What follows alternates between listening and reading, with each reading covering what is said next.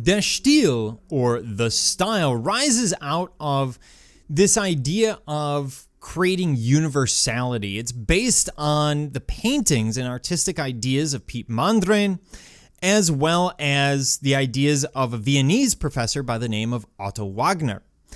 And what we see is an abstract art movement marked by the use of rectangular forms and by an emphasis on primary colors or grays and blacks. In this case, you're looking at a painting by Mondrian, which should give you a strong idea of what we're going to see from Der Stijl, which is Dutch for the style. Now, it grows out of Dutch neutrality in World War I. They found themselves rather isolated because they don't get involved in the war, either on the German or French side, and therefore are isolated by both sides, not just during the war, but arguably after the war. So they're going to develop their own artistic ideas. Architecturally, what we're going to see is this idea of artistic purity and geometric forms.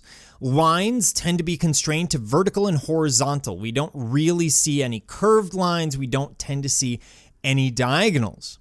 In three-dimensional objects, including architecture, lines are placed in planes that do not intersect, making each element independent.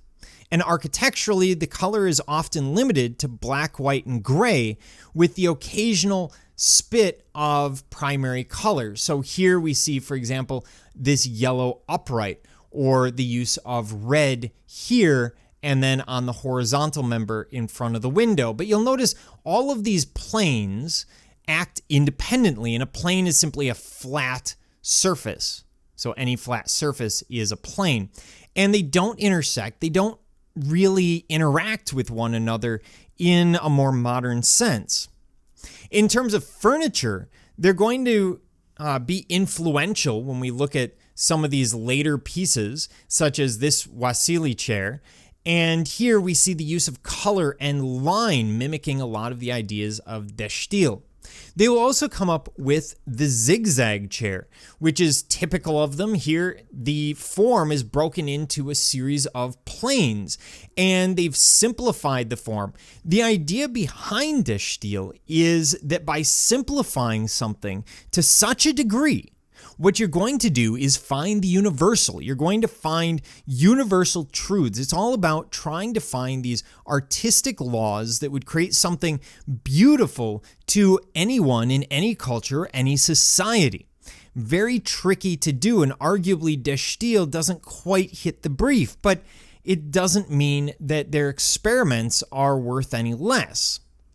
Now, when we move inside of that house that we just looked at, the Schroeder house, we get again that sense of Der Stijl. So again, planes of color. So we have the use of blacks, whites, grays, and then the occasional primary color, the bright yellow, bright red, bright blue. We see things very wide open, taking ideas from modernism, from Bauhaus. Again, that idea of bringing the outdoors indoors by having these massive windows and lots of light into the interior space. This is going to be really transformational in architecture, not just for Der Stijl, but of course for all of these movements, the idea of bringing the outdoors indoors.